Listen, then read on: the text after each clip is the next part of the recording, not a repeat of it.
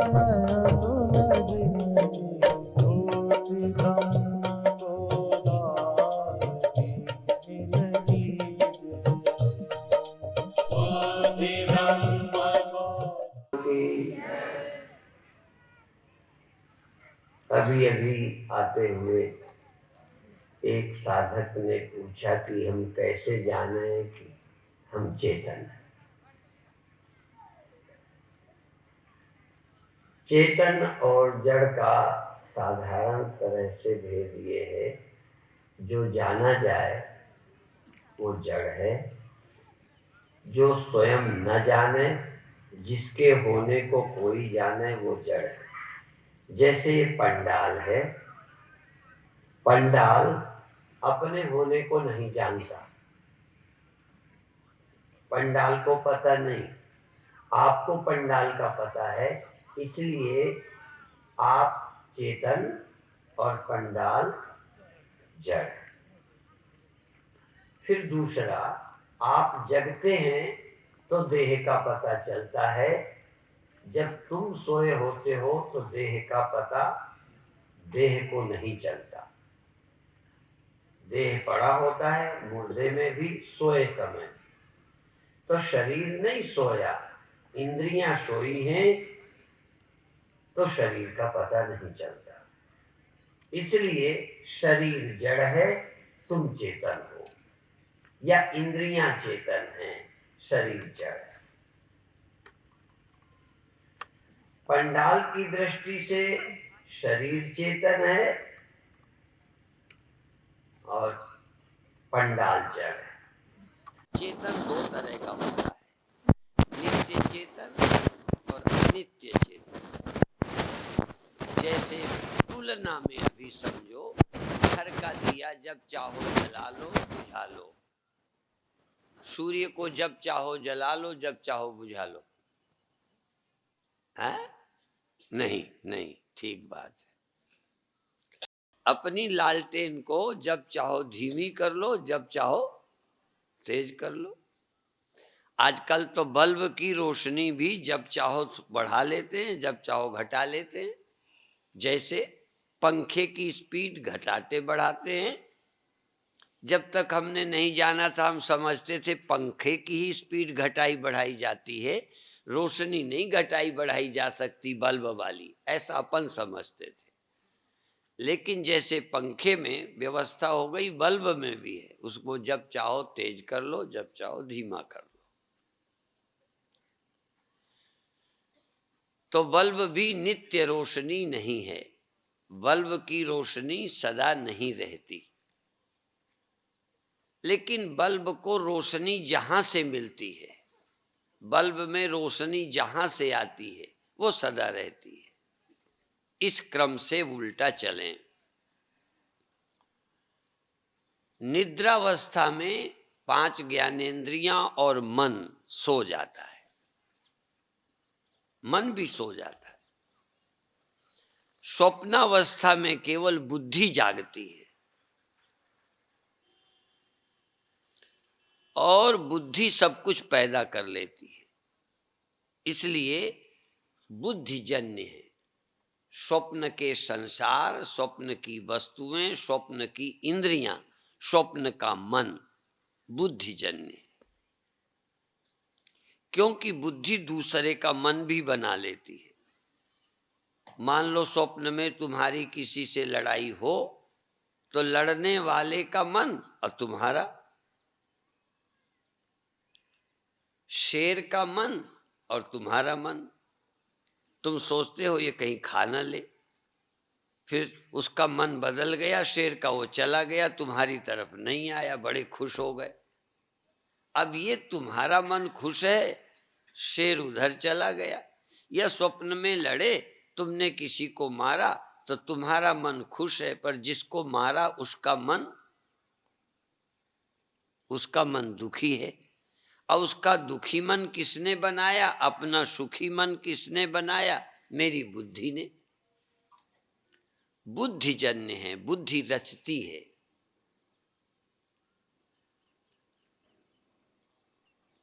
लेकिन बुद्धि भी सो जाती है।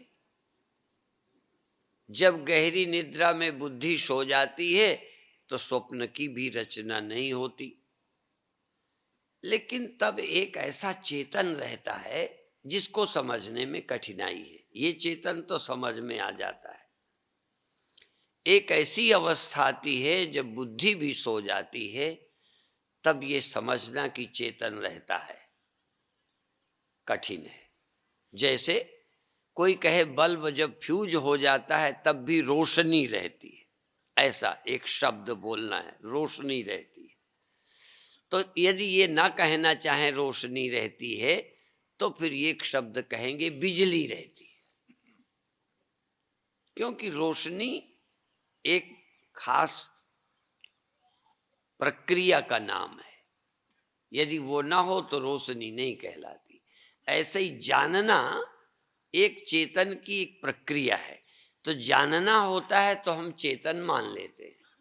जब जानना खो जाता है हमें लगता है चेतन नहीं रहता। लेकिन सच्चाई ये है कि जैसे बल्ब के फ्यूज हो जाने पर बिजली रहती है, ऐसे ही सो जाने पर भी चेतन रहता है। क्यों रहता है? यदि बिजली न रहे, बिजली गायब हो, तो फिर स्विच ऑन करने पर भी बल्ब नहीं जलना चाहिए। ऑफ करने पर बुझना, ऑन करने पर जलना, ये जलना और बुझना दोनों में बिजली पीछे रहती है। तो जब हम जगे हैं तब भी चेतन है, जब हम सोए होते हैं तब भी चेतन है। जगना सोना चेतन का मुख्य धर्म नहीं है। जैसे जलना बुझना बिजली का नित्य स्वभाव नहीं है। जलना बुझना ये यंत्र का स्वभाव है, बल्ब और स्विच का काम है। पंखे का चलना और धीमा होना, रुक जाना, तीन, तेज होना, धीमा होना और रुक जाना। इसीलिए आंख का ज्यादा देखने लगना, कम दिखने लगना, न दिखने लगना, तीन आंखों पर निर्भर है। लेकिन पंखे का तेज होना, मध्यम होना, बिल्कुल रुक जाना बिजली के रहते संभव है। बिजली बनी रहे और ये ना हो संभव है, असंभव नहीं है, संभव है, बिजली रहती। पर बिजली के न रहने पर तीन काम हो जाए, तेज हो जाए, धीमा हो जाए, बंद होवे, ये तीनों काम असंभव हैं। जगना, सोना, स्वप्न देखना, ये बिना चेतन के असंभव है। चेतन नित्य है। पहले अनित्य चेतन समझो। पहले क्षण भर होने वाली रोशनी, बुझ जाने वाली रोशनी समझो। फिर जलने वाली, बुझने वाली रोशनी को भी रोशन करने वाली बिजली है। रोशन करने वाली माने पैदा कर देने वाली। तो जीव को पैदा करने वाला, जो चेतन को जड़ करे, जड़ ही करे चैतन्य। अस समर्थ रघुनाथ ही भजई जीवते धन्य। जो चेतन को जड़ करता है माने जागे को सुला देता है, जो अपने रहते बल्ब को जला देती है, जो खुद अपने रहते बल्ब को बुझा देती है, दोनों काम बिजली है। ऐसी बिजली को धन्य।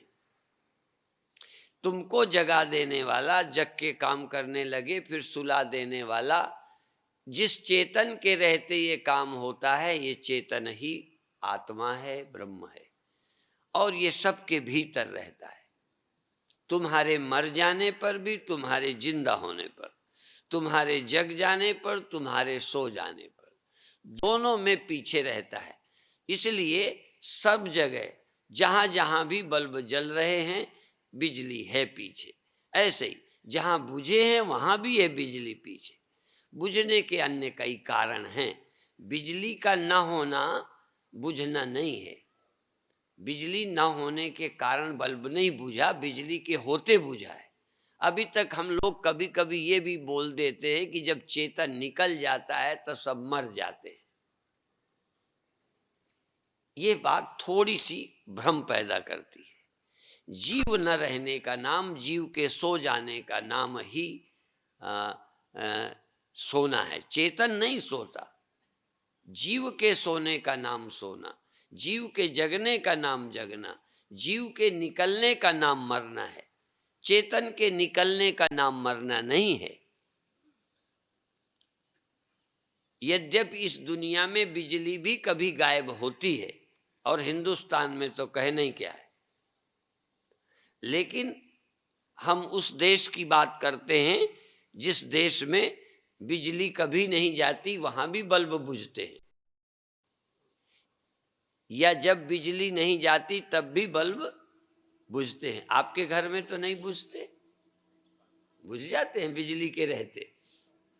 यदि बिजली के रहते ना बुझें तो भी समस्या हो जाए। बिजली के रहते पंखा धीमा हो जाता है, आपके यहाँ तो नहीं होता? हो जाता है, ठीक है। तो बिजली के रहते पंखा धीमा होना, पंखा तेज होना, ये एक है। पर अभी जो तेज होता है और धीमा होता है, उसमें बिजली की गति को पहुंचने में रुकावट डालते हो, तो तेज होता है तो धीमा होता है। लेकिन यहां परमात्मा को कौन रोक सकता है? जो परमात्मा को गति देने में परमात्मा को कोई नहीं रोक सकता, वो अपनी मशीन में परिवर्तन करता है। जैसे एक ही बल्ब में हम, या एक ही पंखे में हम धीमा और तेज कर लेते हैं, लेकिन ऐसा भी हो सकता है कि बल्ब में धीमी तेज न कर पाए तो बल्ब ही बदल दें। कम पावर का बल्ब भी होता है ना, बोलो। वहां बिजली कम पावर की नहीं हुई, बल्ब ही कम पावर का हो गया। इसी तरह से हमारी चेतना या परमात्मा कम ज्यादा नहीं होता, हमारे अंतःकरण के बल्ब ही कम ज्यादा होते हैं। अर्थात जागृत और स्वप्न सुषुप्ति में प्रकृति के नियम से ये बल्ब चेंज होता रहता है। बल्ब वही बल्ब बदल जाता है, वही बल्ब जागृत में, वही बल्ब स्वप्न में, वही बल्ब सुषुप्ति में। यहाँ चेतन परिवर्तित नहीं हुआ, इसलिए चेतन निर्विकार है। अब ये बात समझ में आ जाए। और दूसरा, जैसे बिजली एक है, भले रोशनी अलग अलग हो, ऐसे ही भले जीव अलग अलग लगते हैं, पर सत्य एक है। सत्य एक है, वो अनेक नहीं है। ठीक? जैसे बिजली, और बिजली व्यय होती है, भारत में तो नहीं व्यय होती। यदि व्यय ना होती तो उतनी बिजली हमेशा काम चलता रहता। तो बिजली तो व्यय होती है, पर चेतन परमात्मा अव्यय, वो व्यय नहीं होता। सत्ता तो है, सत्ता से, जैसे रोशनी में शीशा लगा लो, सौर्य ऊर्जा, सूर्य की ऊर्जा का आप उपयोग किचन में कर लो, बैटरी चार्ज कर लो, रोशनी जला लो, तो तुम्हारे जलाने से सूर्य ज्यादा व्यय नहीं होगा। और तुम अपना बंद कर दो तो सूर्य खर्च होना बंद हो जाएगा। माने सूर्य भले अपने आप में खर्च होता हो, पर तुम्हारे लगाने या बंद करने से फर्क नहीं पड़ता। पर बिजली वाले में तुम्हारे लगाने से और बंद करने से फर्क पड़ता है। इसलिए जितने स्विच लगाओगे, जितना यूज करोगे, उतनी बिजली ज्यादा व्यय होगी, नहीं करोगे तो नहीं व्यय होगी। तो परमात्मा में जीव बहुत हो जाएं तो व्यय होते होंगे, अच्छा, और यदि कम हो जाएं तो व्यय कम होता होगा। यही रहस्य समझना है। परमात्मा अव्यय हैं, अर्थात अविनाशी हैं, और घटते बढ़ते नहीं हैं। आंखें घटती हैं, आपकी तो नहीं घटेंगी, मेरी घट गई, ऐनक लगने लगा, आंखें घटती हैं। इनके पावर देखो, चेंज नहीं किया हमने बल्ब, बल्ब वही है, पर पहले बहुत दिखता था, अब कम दिखने लगा। ऐसे ही मन पहले और तरह का, अब और तरह का। पहले जन्मों में ये मन कम पावर का था, अब ज्यादा पावर का हो गया। मनुष्य के शरीर देखो, यही बुद्धि बचपन में पढ़ते थे तो बहुत याद होता था, अब पढ़ते हैं तो याद नहीं होता। आपकी याददाश्त बढ़ गई कि घट गई?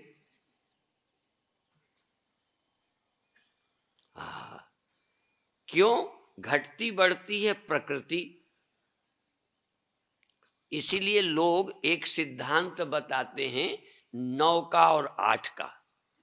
अष्टधा प्रकृति है, ये घटती बढ़ती है। 8 का गुणा करो, 8 दूना 16, क्या हो गया? 16। और 6 और 1 को फिर जोड़ो, 7 रह गए।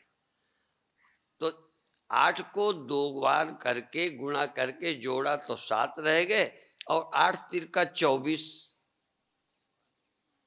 4 और 2 को जोड़ो तो 6 रह गए, और 8 चौको 32,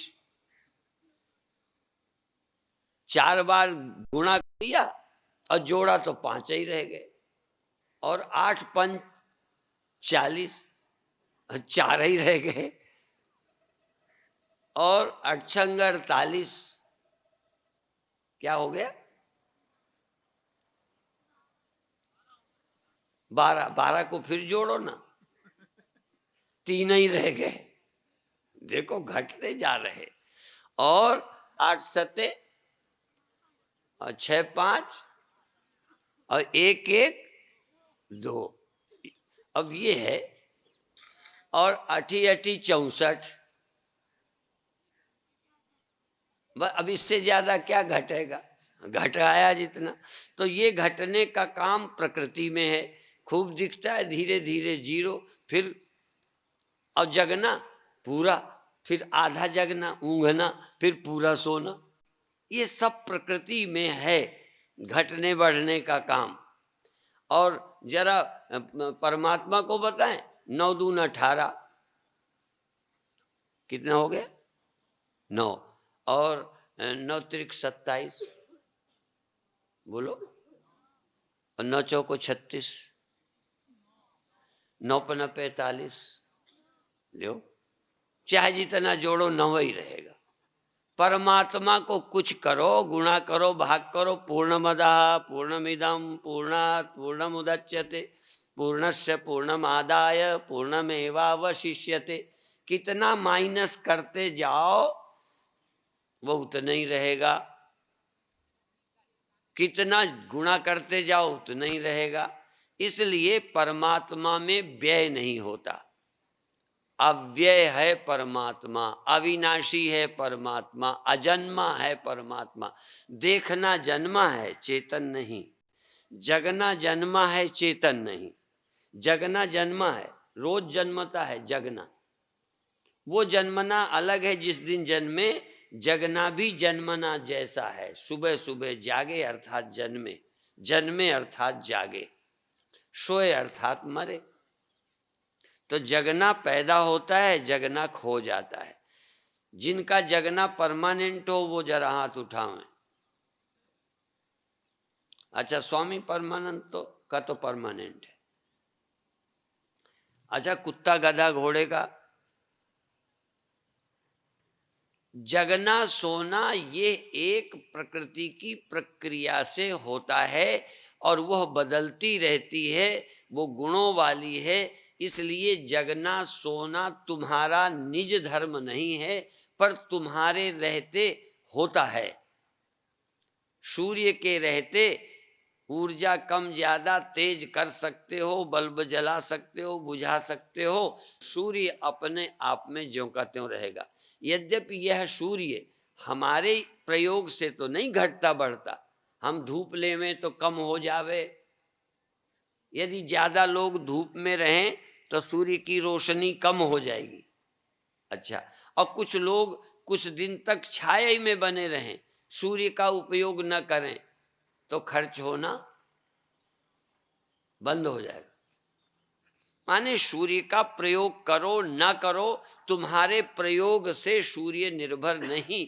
यद्यपि सूर्य भी अपनी नेचर से घट रहा है, अपनी प्रकृति से वो भी घट रहा है और कुछ दिनों में बुझ जाएगा, पर परमात्मा ना तो प्रयोग से घटता है, उपयोग से, ना अपने आप अपनी नेचर से कभी घटता है। इसलिए परमात्मा अव्यय है। और शरीर का, जवानी का तुम उपयोग करो, जवानी का अधिक कामी रहो तो इसका व्यय ज्यादा होगा, और यदि परहेज करो तो व्यय कम होगा, पर नेचर से बूढ़ा तब भी होगा। जो बाल ब्रह्मचारी रहते हैं वो भी बूढ़े हो जाते हैं, नहीं तो बाल ब्रह्मचारी फिर बूढ़े ही ना होते। ये मत समझो कि गृहस्थी के कारण बुढ़ापा आता है। यदि गृहस्थी से बुढ़ापा आता तो जो गृहस्थ न बनते उनका बुढ़ापा ना आता, मौत ना आती। तो कुछ दिए जलाने से तेल जलता है, अब पता नहीं क्या करते हैं, कुछ दिया वैसे ही जलते जलते तेल घट जाता है। पर परमात्मा स्वभाव से भी कभी समाप्त नहीं होता, और कितना यूज करो, भगवान का कितना प्रयोग कर लो, भगवान बिल्कुल नहीं घटते। इसलिए परमात्मा की प्राप्ति से मुक्ति, परमात्मा की अनुभूति से मुक्ति होती है। और परमात्मा सबका एक है, जो मेरा वही तुम्हारा, वो दो नहीं है। जैसे हर बल्ब की पीछे बिजली वही, वो दूसरी दूसरी नहीं है। बल्ब दूसरे हैं, पावर कम ज्यादा है, रोशनी यहाँ वहाँ है, पर वो वही है। इसलिए राम का भी परमात्मा वही। ये जरा मैं थोड़ी ऐसी बात कहूं जो आस्था के साथ समझ भी देती हो। ईश्वर के साथ भी वही है, आप ईश्वर के साथ भी वही है, पर एक ईश्वर है। राम और कृष्ण के साथ वही है, पर ये अवतार हैं। हमारे साथ भी वही है, पर हम ज्ञानी हैं। तुम्हारे साथ भी वही है, पर अभी ज्ञानी नहीं हो सकते हो। पशु के साथ भी वही है, न वो ज्ञानी है न वो अभी जिज्ञासु हैं, जानने की भी जरूरत नहीं है, जानने की उन्हें इच्छा ही नहीं है। और सब करने की इच्छा जानवर को है, खाने की है, काम की है, बच्चों की है, सोने की है, जगने की है, नहीं है तो सिर्फ परमात्मा को जानने की ये इच्छा नहीं है। अब ये देखो, तो वो सब में एक ही है, जितना राम में है, जितना कृष्ण में, जितना ईश्वर, क्योंकि ईश्वर के अवतार हैं ना राम। जिसके अवतार हैं उस ईश्वर में भी ब्रह्म उतना ही है जितना राम में, और जितना राम में और ईश्वर में है ब्रह्म उतना ही मेरे में है, और जितना मेरे में है मैं ज्ञान को प्राप्त हुआ हूं, इसलिए मैं कहता हूं मेरे में उतना ही है। तुम अभी ये मानते नहीं हो, इसलिए तुम ज्ञानी नहीं हो, पर तुम में भी उतना ही है जितना मुझ में है, और पशु में भी उतना ही है, पर तुम तो जानना चाहते हो। हमारा, हमारी गाय, हमारी भैंस, हमारा कुत्ता है, उसमें भी परमात्मा उतना ही।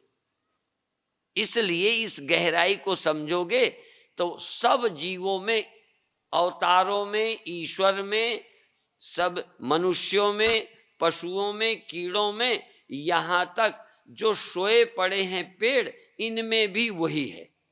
सिया राम मैं करऊं प्रणाम जोरि जुग पाणी, पर ब्रह्म परमात्मा सब में है। उसके बिना कोई भी न जड़ है न चेतन है। इसलिए अंत में कहा, जो चेतन को जड़ करे, जड़ ही करे चैतन्य। असमर्थ रघुवीर ही भजें जीव ते धन्य। हर जीव को उसका स्मरण करना चाहिए, जिससे जीवन धन्य होता है। स्मरण की विधि आसान नहीं है, तो जब तक ना हो तब तक साकार राम का भजन करे। जब तक ज्ञान न हो गुरुदेव का ध्यान करे, गुरुदेव के पास बैठे उनसे पूछे। तब तक जब तक ज्ञान नहीं है तुम्हारे को वही परमात्मा है। इसलिए गुरुर् ब्रह्मा गुरुर् विष्णु गुरुर्देवो महेश्वरा। राम परमात्मा हैं, गुरु भगवान के रूप हैं, लेकिन तुम्हारे लिए साकार गुरु है, साकार परमात्मा है। पर साकार यदि गुरु हैं तो गुरु भी मर जाएंगे। इसलिए फिर कहो साकार में गुरु जी हैं, गुरु जी साकार नहीं है। साकार में भी गुरुदेव विद्यमान हैं, साकार होके मुझे सुनाते हैं। जिस समय मैं आकार छोड़ देता हूं, मरने के पहले भी जब आकार को छोड़ देता हूं तो मैं तुमको उपदेश नहीं करता, अर्थात जब मैं सो जाता हूं तब तुमको नहीं सुनाता। ये हर गुरु का नियम है कि केवल मेरे? और हर चेला जब साकार होता है तो मेरा सुनता है, जब आकार छोड़ देता है तब मेरा चेला भी मेरी बात नहीं सुनता, सोए में। इस तरह से एक ही चैतन्य ईश्वर रूप में अनादिकाल से है, वही एक ही चैतन्य अवतार होके आता है, वही एक ही चैतन्य मनुष्य होके जिज्ञासु बनता है। उन्हीं में से कोई ज्ञानी बन जाता है, जो ज्ञानी बन जाता है वो औरों को ज्ञान देता रहता है।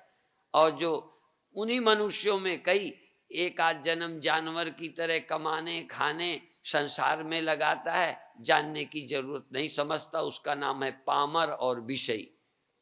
पामर विषयी मनुष्य जान सकता है पर जानने की रुचि नहीं है, सारा समय वो इसी के पाने में लगाता है। जानने की योग्यता होते हुए एक मर जाए तो दूसरी शादी करता है, हाँ, और धनी हो जाए तो और बड़ा धनी बनने में लगा रहता है। एक बार इलेक्शन हार जाए तो दोबारा लड़ता है, और जीत जाए तब भी जीत के भी बंद नहीं करता। मिनिस्टर बन जाए तब भी नहीं कि अब औरों की बारी आ जाए। जब तक मैं जिंदा रहूं मेरी ही बारी रहनी चाहिए, और किसी को मौका, हाँ, जिस पार्टी का शासन है वही बनी रहे सत्ता में, और किसी को मौका न मिले। कांग्रेस ने राजी राजी से सत्ता छोड़ी थी ना? अच्छा, भाजपा ने तो राजी से छोड़ी, आगे कोई जो आएगा वो राजी से छोड़ेगा? नहीं, दुनिया कोई छोड़ने को राजी ही नहीं है। इसलिए मर करके सब छोड़ते, जीते जी तू छोड़, जग से नाता तोड़कर हरि से नाता जोड़। उस पूर्ण से जुड़ जा, उस पूर्ण की याद कर, उसकी याद करने से ही और कोई नहीं, उसकी ही सत्ता है। यदि अनेक रूप से प्रकट भी है तो वही है, और तू या तो प्रकट है या अप्रकट है। अब तू ये विचार कर, तू केवल प्रकट है या अप्रकट भी तू ही है? यदि राम प्रकट भी हैं अप्रकट भी हैं, ईश्वर प्रकट भी हैं अप्रकट भी हैं, और पशु पक्षी प्रकट अप्रकट साकार निराकार, भले जाने न जाने, राम जानते हैं कि मैं देह भी हूँ, जीव भी हूँ, ब्रह्म भी हूँ। राम जानते हैं, कृष्ण जानते हैं मैं व्यक्ति भी हूँ, वसुदेव का पुत्र देवकी का पुत्र भी हूँ, और वसुदेव देवकी का पुत्र नहीं, जी सब में रहने वाला मैं हूँ, और अंत में मैं वह हूँ जिससे सब होता है, जिससे। अब ये कृष्ण सब जानते हैं। क्या कृष्ण देवकी को मां नहीं मानते? क्या अपने को पुत्र मानते ही ना होंगे? बिल्कुल। तो आखिर कृष्ण देह भी हैं, और कृष्ण जगते हैं, पढ़ते हैं, करते हैं, आत्मा है, और ये भी जानते हैं कि मुझे ध्यान की क्या जरूरत, मैं तो हूं जिससे सब होते। निगम नेति जही ध्यान न पावा, माया मृग पीछे सो धावा। अब पीछे मृग के भी जा रहे हैं, और वो हैं जो ध्यान में नहीं आवे, जो किसी के ध्यान में भी नहीं आते। आप भी ऐसे हैं जो ध्यान में भी नहीं आते, जो ध्यान में आते हैं वो आप हैं, जो अनुभव में आते हैं वो आप हैं, और आप वो भी हैं जो आज तक ध्यान में आए ही नहीं, जिनके ध्यान में ही सब कुछ आया है। हाँ, ये आप कब जानोगे, बधाई के पात्र होगे को। अब थोड़ा ध्यान करें जो ध्यान में नहीं आता। अच्छा देखो, आज कोशिश करेंगे कि जो ध्यान में नहीं आता वो कौन है।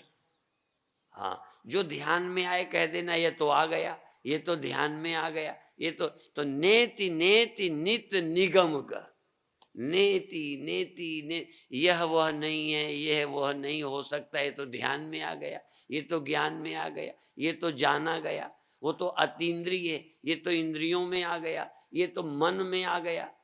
वहां तो मन नहीं जाता,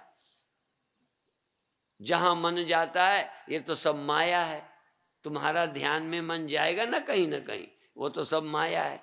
तो कहते ब्रह्म में, कहते मन नहीं जाता, बिना मन के है वो। ये कभी ध्यान कर सको, कोई गुरु मिल जावे और किसी गुरु की कृपा से ये ध्यान समझ में आ जाए तो ध्यान की जरूरत खत्म हो जाए। हाँ, ध्यान वो नहीं जिसमें ध्यान की जरूरत रहे, ध्यान वो है जिसमें ध्यान की भी जरूरत खत्म हो जाए। क्या ध्यान करेंगे उसका, वो किसके ध्यान में आया है। लगे पड़े हैं लोग, किसी के ध्यान में नहीं आया। हाँ, कई लोग तो ध्यानावस्थित तद्गतेन मनसा पश्यन्ति यम योगिनो, योगी लोग मन को एकाग्र करके जिसे देखते हैं, और ये कहे कि वो देवताओं के भी, किसी के बड़े बड़े लोगों के भी ध्यान में नहीं आया। एक है चुनौती, और एक अंत में है कि वो किसी के ध्यान में आ ही नहीं सकता। जो ध्यान में आ जाए वो ब्रह्म ही नहीं है। हाँ, ये बात है, जो भी ध्यान में आए वो ब्रह्म नहीं है। हमारे गुरुदेव के यहाँ कीर्तन गाया जाता था, जो कुछ कहूं नहीं हूं, कहने सुनने का सार हूं, जिसमें सब संसारा सोई में ब्रह्म अपार हूं। जिसमें सब है, जिस करके सब है, जो सब में होकर सबको देखता जानता है, सो हम। ऐसा बोलते थे गुरुदेव। अच्छा, अब आंख बंद करो, नहीं देर हो जाएगी, ध्यान का समय निकल जाएगा। तो आज कैसे ध्यान करें? आंख बंद करिए, आंख बंद करके आज कुछ देखने की, सुनने की, जानने की इच्छा मत करिए, क्योंकि वो इंद्रियों का विषय नहीं है, मन गोतीत है, और वह निर्विचार विचारों का, बुद्धि का साक्षी है। इसलिए आप ध्यान में मत लाओ। आप पहले क्या करो, जो ध्यान में आते हैं सबसे सूक्ष्म, उसका पहले ध्यान करो, परमात्मा का नहीं करो। या तो तुम आकाश का ध्यान करो, पहला ध्यान आकाश।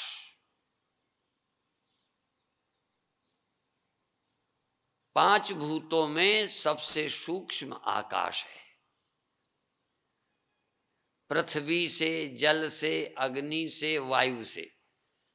जैसे वायु का ध्यान करोगे तो वायु का तो कर ना पाओगे, शरीर पर स्पर्श करेगी, थोड़ा बहुत अनुमान करोगे कि शरीर, पेड़ हिलता है, लेकिन चलो वायु का तो अनुमान हो जाएगा। आकाश, खालीपन, शून्य, स्पेस।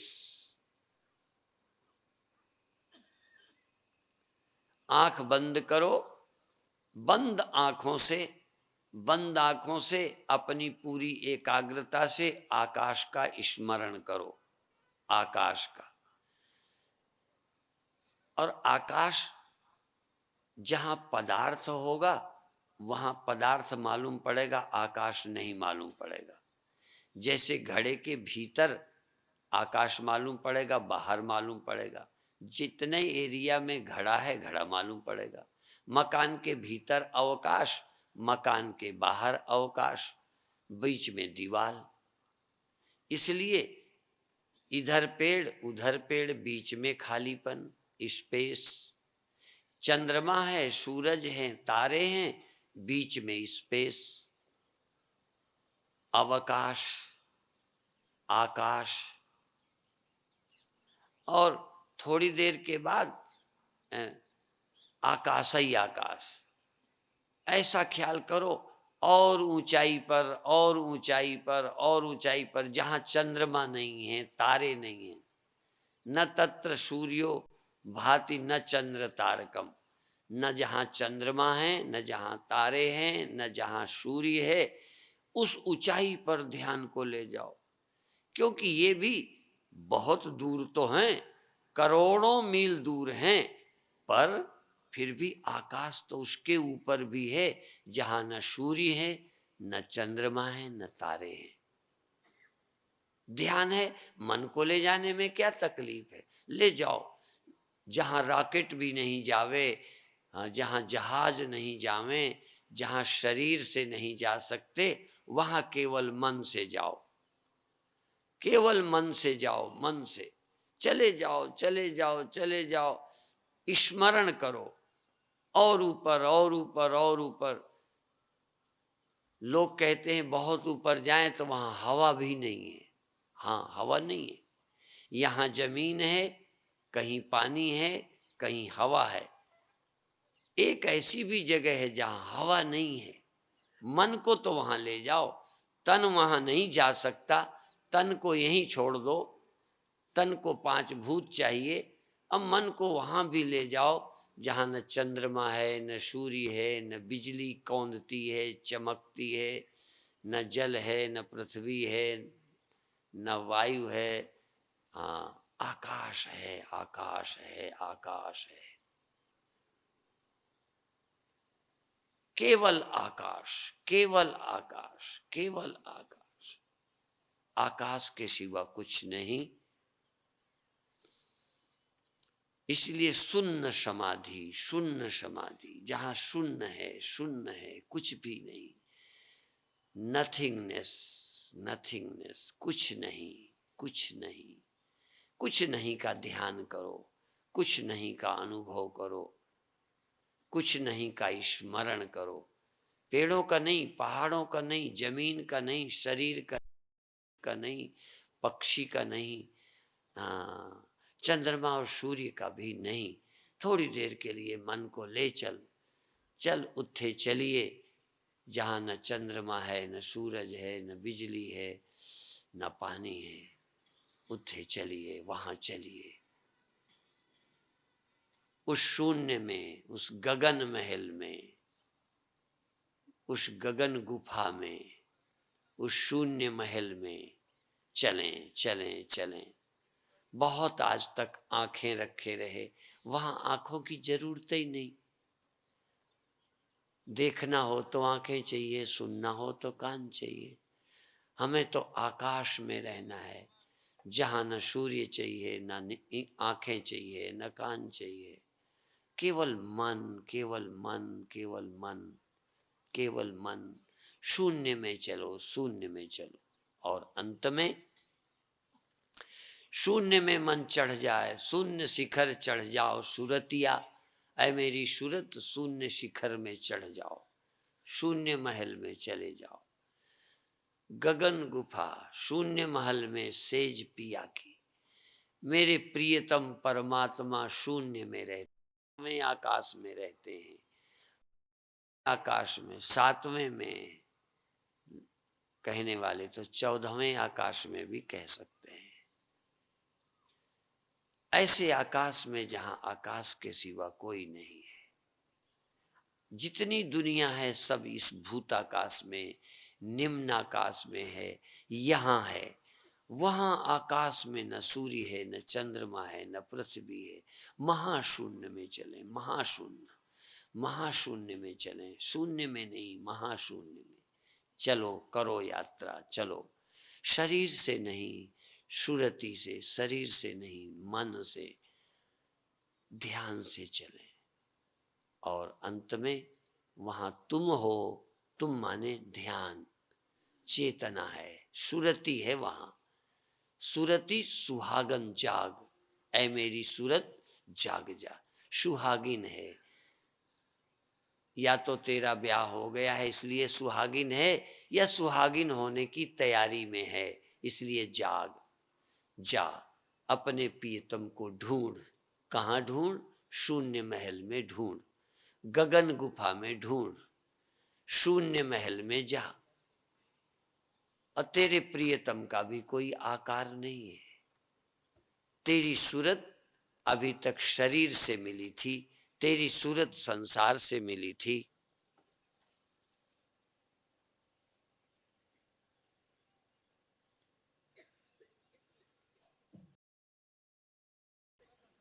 तेरी सूरत अभी तक संसार से जुड़ी थी। जो दिखाई देते हैं, जो मिलते हैं, आकार वाले हैं, आज तेरी सूरत निरंकार में चली गई। निरंकार, निराकार, निर्विकार। आकाश निराकार है, निर्विकार भी है। पानी से गीला नहीं होता, आग से जलता नहीं है, अ, हथियार से फटता नहीं है, कटता नहीं है। शून्य लगभग लगभग मेरे प्रियतम की तरह है। मेरे शून्य की, आकाश की सूरत मेरे परमात्मा से मिलती जुलती है। लगभग मेरा परमात्मा आकाशवत है, आकाश की तरह है। आकाश तो नहीं, आकाश की तरह है। चलो आकाश तक पहुंचे। अब वहां ये तो जड़ आकाश है, ये ध्यान में आता है। और पर चेतन, जिसके ध्यान में आकाश आता है, चेतन न होता तो आकाश का पता कैसे चलता? चेतन से आकाश जाना जाता है, चेतन आकाश से जाना नहीं जाता। चेतन से आकाश की अनुभूति होती है, चेतन की अनुभूति आकाश से नहीं होती। आकाश दृष्टा नहीं है, तू आकाश का भी दृष्टा है, तू सबका भी ज्ञाता है। तेरे को ही सब पता है शून्य का, यहाँ तक अंधकार का, यहाँ तक किसी क्रिया का, यहाँ तक सुरति शून्य में है, इस बात को भी साक्षी जानता है। सुरति शून्य में है, कौन जानता है? तुम्हारा ध्यान कहाँ है, कौन जानता है?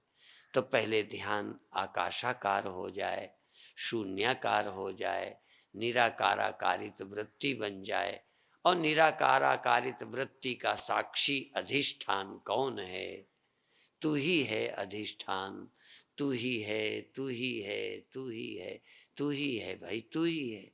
तू ही है आकाश का साक्षी, तू ही है प्रकाश का साक्षी, तू ही है सर्वाधिष्ठान। जगदाधार सर्वाधिष्ठान धात्रे नमः। मेरे गुरुदेव बोलते थे, ओम जगदाधार सर्वाधिष्ठान धात्रे नमः। तू जगत का आधार अधिष्ठान है, तेरे में सब अध्यस्त है, सब शून्य में रहता है, शून्य भी तेरी अनुभूति है। तू किसी की अनुभूति नहीं, तू सबका अनुभवी है। अनुभाव्य नहीं है, अनुभाव्य नहीं, अनुभवी है। अनुभूति नहीं, अनुभूति का साक्षी है। एक्सपीरियंस नहीं, एक्सपीरियंसर है। You are experiencer, no experience, no experience. Experience नहीं, एक्सपीरियंसर। तू दृश्य नहीं, ज्ञात नहीं, जाना नहीं गया, जानता है। तू ध्यान दे, जानता है। बहुत अच्छे, बहुत अच्छे। अब धीरे धीरे जैसे चढ़ गए, अब उतर आओ।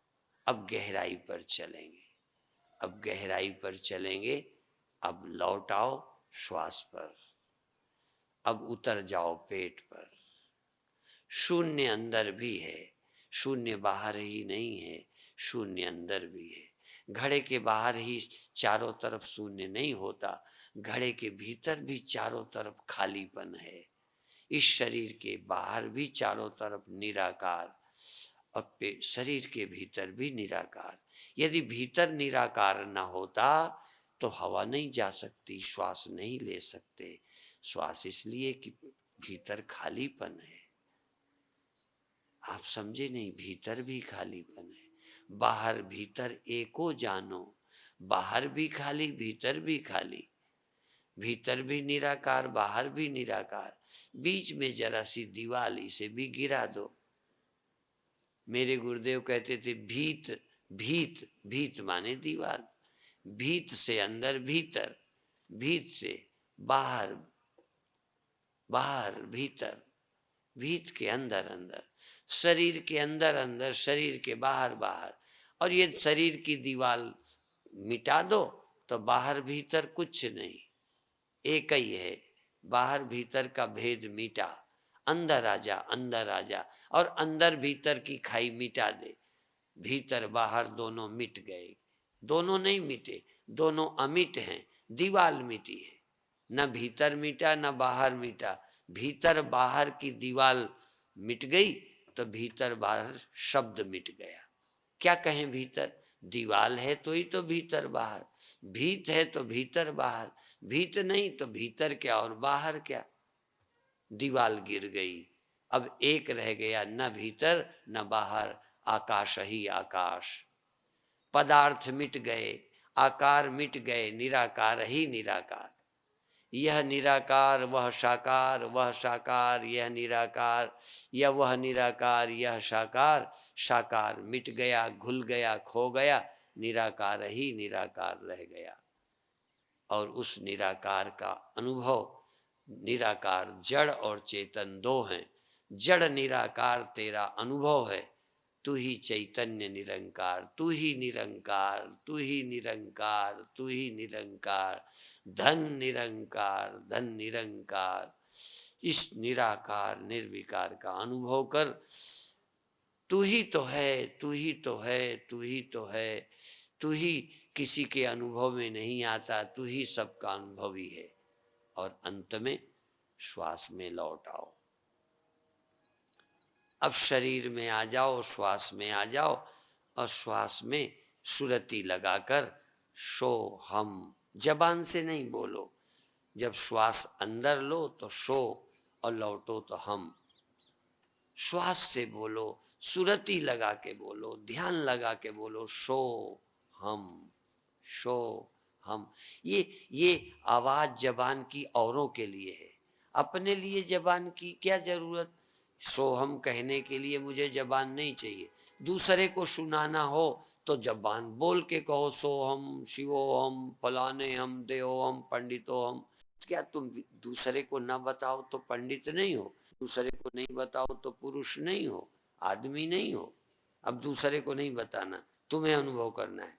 अब इसी तरह श्वास चलती है, दूसरे को नहीं बताना, तुम्हें जानना है हाँ श्वास चलती है, आई गई। अब आई श्वास में बिना किसी को बताए तुम्हें गुप्त बोलना है, शो, गुप्त बोलना है, मन से भी नहीं। मन का बोला भी कोई ना कोई जान जाएगा, मन का बोला मशीन पकड़ लेगी। मन में विचार आजकल मशीनें पकड़ लेती हैं, ऐसे यंत्र हैं, सूक्ष्म यंत्र। तुम्हारे ख्यालों को भी मशीन पकड़ सकती है कि तुम चोर हो, तुम संत हो, लेकिन तुम मन से भी मत बोलो, नहीं पकड़े जाओगे। तुम मन से भी सूक्ष्म हो जाओ। सुरति, मेरी सूरत सुहागन जाग, और गुरु के शब्दों में लाग। क्या शब्द, शो हम, शो हम, शो हम। बहुत अच्छे, लौट, जाग, जाग, जाग, शो हम, शो हम, शो हम। और धीमी श्वास, और मौन, और चुप, लेकिन तब भी अंदर शब्द चल रहा है, शो हम, शो हम। इतना धीमा कि तेरे सिवा पता ही न चले, तू ही जान कि मैं बोल रहा हूं, शो हम, शो हम।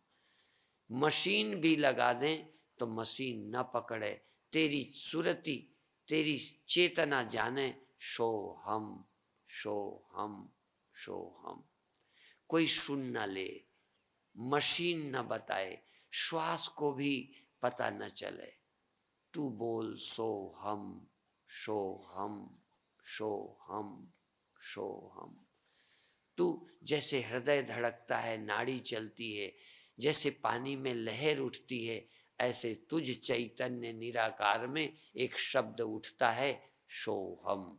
सबसे पहले परमात्मा से नाद पैदा हुआ, परमात्मा से आवाज आई, इल्हाम आया। ऐसे ही तुम्हारे अंदर से आवाज उठी, सोहम सोहम सोहम।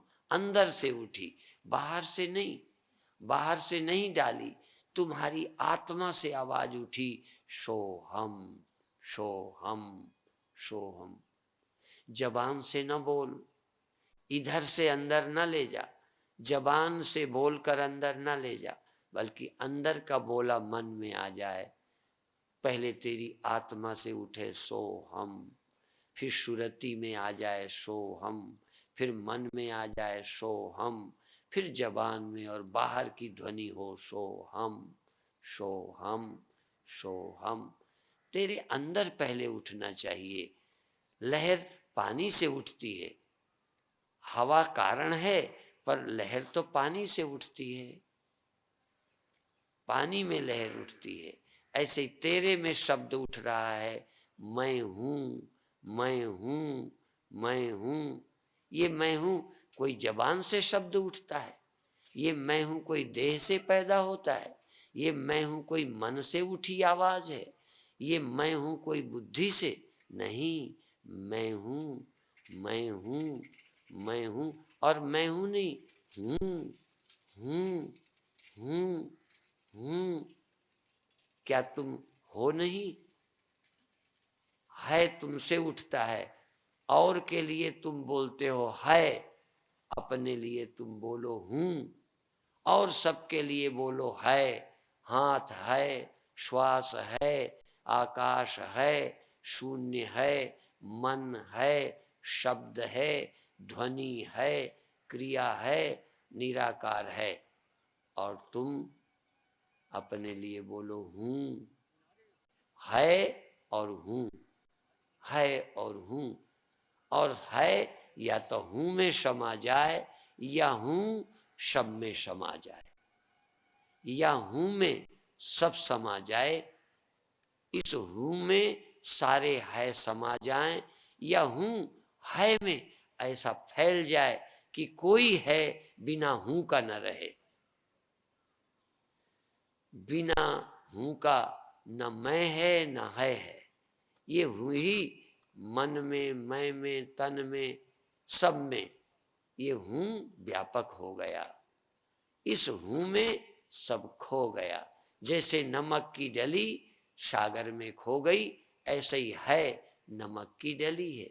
ये है नमक की डली है, हूं में खो गई।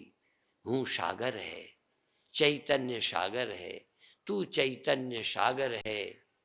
हाँ, तू चेतन सागर है। ये संसार नमक की डली है। ये सारी दुनिया, इतना बड़े ब्रह्मांड, लोक लोकांतर नमक की डली है। तुझ में गल जाएंगे, पिघल जाएंगे। ये संसार शरीर ये कागज की पुड़िया है। ये गल जाना है, मिट जाना है, जल जाना है, खो जाना है। तुझे अकेले रहना है। और हूं भी वृत्ति है, हूं भी एक ख्याल है, ये भी चेतन में खो जाता है। एक समय आएगा निर्विकल्प, ये हूं भी खो जाएगा। लेकिन हूं खोने पर क्या चेतन मर जाएगा? फिर ये हूं उसी से फिर निकलती है, उसी में समा जाती है। यतो वा इमानि भूतानि जायन्ते येन जातानि जीवन्ति यन् प्रयन्त्य विषम विशन्ति तद ब्रह्म तज विजिज्ञासस्व। बहुत अच्छे। अब धीरे धीरे धीरे सहज भाव से, बिना हड़बड़ाए, हाँ फिर आ जाओ।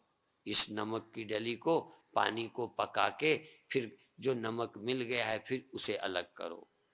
और फिर ऐसे तुमसे कभी जगत अलग ना हो, तुम कभी जगत से अलग ना हो। तुम जगत में समा जाओ, जगत तुम में समा जाए, कि सब में मैं हूं, सब मुझ में है। भगवान यही तो कहते, यो माम पश्यति सर्वत्र सर्वम च मयि पश्यति। सबको मुझ में देखो, मुझको सब में। आज तुम इसी चेतन को सब में देखो, और सबको इसी चेतन में देखो। ये चेतन ही ब्रह्म है। और अब छोड़ दीजिए, बहुत अच्छे। धीरे धीरे सहज भाव से छोड़िए। बधाई है, बहुत अच्छे। सहज भाव से आ जाइए। आज वहाँ की शहर की जहाँ लोग मरने पर भी नहीं जा पाते, बीच में ही अटक जाते हैं, क्योंकि वहाँ मर के नहीं जाया जा सकता। जो जाएगा जीवित जाएगा। हाँ, जो जाएगा वह एक तरह से मर ही गया। जो जीते जाते हैं वो एक तरह से मृत्यु को प्राप्त होते हैं, दूसरी तरह से अमृत को प्राप्त हो जाते हैं, ब्रह्म को प्राप्त होते हैं। जो मर कर जाते हैं वो फिर लौट आते हैं, बिना जाने जो मरते हैं वो फिर आ जाते हैं। जो जान जाते हैं पहले फिर शरीर छोड़ते हैं, वो फिर शरीर छोड़ने के बाद लौट कर नहीं आते। नशा पुनरावर्तते, नशा पुनरावर्तते, नशा पुनरावर्तते। बहुत अच्छे। अब छोड़िए सहज भाव से। हाँ, आज का ध्यान जिसको अच्छा लगा हो सिर्फ वही हाथ उठाएं। बहुत अच्छे। और दूसरा, हाँ, ईमानदारी से झूठ नहीं बोल। जिसको बहुत दर्द हुआ है सिर्फ वो हाथ उठाएं, जिनको बहुत दर्द हुआ है। जिसको दर्द परेशान नहीं किया, मैं दावे से कहता हूँ उसका, क्योंकि इतनी देर से बैठे रहे, कुछ कराया भी नहीं, हिलाया। और यदि इतनी देर तक आप शांत रह गए तो निश्चित आपका ध्यान लगा है। आपको शून्य की अनुभूति हुई तो, श्वास की अनुभूति हुई तो, शरीर हल्का मालूम पड़ा तो, कुछ देर शरीर नहीं मालूम पड़ा तो, और अंत में श्वास की गहराई में जाकर सोहम मंत्र में यदि मन लगा तो, और मन भी नहीं, जैसे मन था ही नहीं, चैतन्य था और कुछ था ही नहीं। ये इंद्रियां खो जाती हैं। न तत्र चक्षुर गच्छति न वाग गच्छति न मनो न विद्मो न बीजानीमो। वहाँ इंद्रियां नहीं जाती, मन नहीं जाता, वहाँ सिर्फ तुम अकेले। और जहाँ सबको छोड़ दोगे तुरंत पहुंचोगे। ये सामान लेके जो चलते हैं वो नहीं पहुंचते। यद्यपि कबीर साहब ने एक चुटकुला दिया है, चींटी चढ़ी पहाड़ पर 9 मन तेल लगाए, हाथी घोड़ा हाँ लिए बगल में, ऊंट लीन लटकाए, सुनो भाई गप।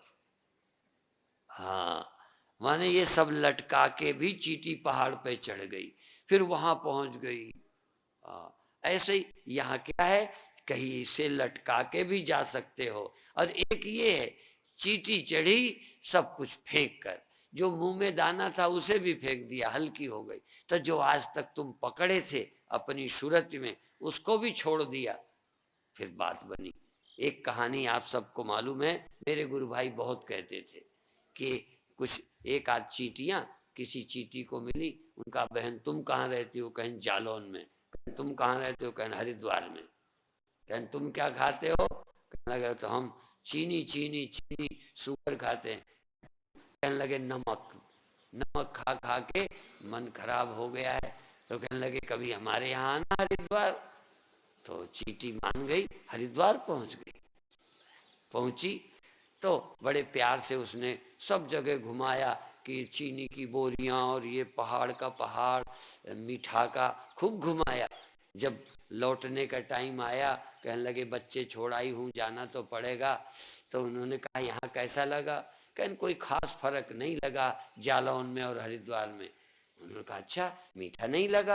कहने लगे नहीं। तो अब उसने देखा कि इसको मीठा क्यों नहीं लगा। तो देखा, मुंह खोल कर देखा कि वो जालौन से नमक मुंह में दबाई चली गई थी। अब चूंकि नमक लिए चली गई तो मीठा लगा ही नहीं। अब नमक छोड़ के जाती तो मीठा लगता। तो आज के ध्यान में सब छोड़ करके यात्रा करने की पद्धति बताई है। छोड़ कर जाओगे तो जल्दी पहुंच जाओगे। ओम शांति शांति शांति।